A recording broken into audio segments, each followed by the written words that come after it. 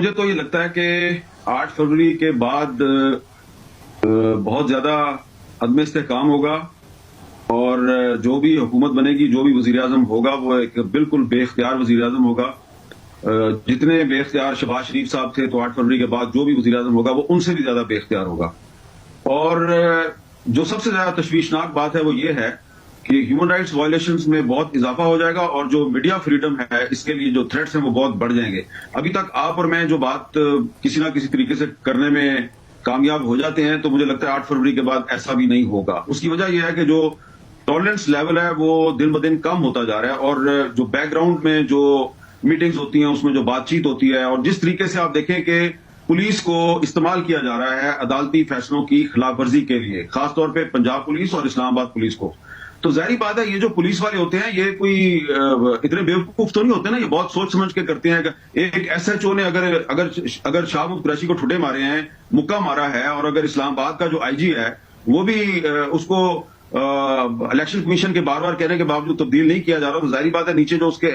SHO हैं और SP साहबान है वो भी फिर वही करेंगे जो पंजाब पुलिस कर रही है। तो आप जरा खुद ही इमेजिन करें कि अभी तो ये कुछ हो रहा है कि सुप्रीम कोर्ट का जो फैसला है उसको पंजाब पुलिस का एक एसएचओ अपने बूट की नोक पे लिखता है, तो 8 फरवरी के बाद फिर क्या होगा? फिर आपकी और मेरी तो खैर नहीं है। बिर साहब, मुसलसल हेडलाइंस, मुसलसल खबरों में मजलूमियत का बयानिया भी, आपको लगता है मगर उसके बावजूद 8 फरवरी तक बहुत कुछ बदलेगा और नून लीग का जो कॉन्फिडेंस है वो कहीं ना कहीं सही हो सकता है?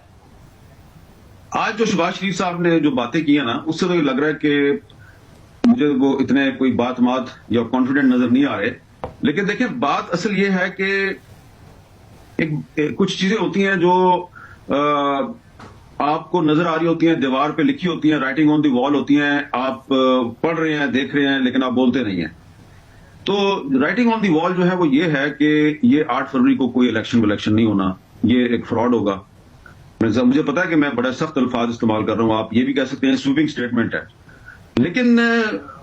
यही हकीकत है। और मैंने एक बतौर सहाफी के सबसे पहला इलेक्शन 1988 में मैंने कवर किया था, फिर 1990, फिर 93, उसके बाद 97, फिर 2002, फिर 2008, 2013, 18। तो ये जो सूरत इस वक्त मैं देख रहा हूं, मैंने ऐसी तो पहले कभी नहीं देखी। इसलिए सीधी सी बात है, मैंने पहले भी कहा है कि ये मैं इसको इलेक्शन समझता ही नहीं, और ना ही मैं इसको इलेक्शन समझ के इसका कोई तजिया करने के लिए तैयार आज तक के जो हालात हैं। हाँ, अगर अगले 10-15 दिन में सुप्रीम कोर्ट की तरफ से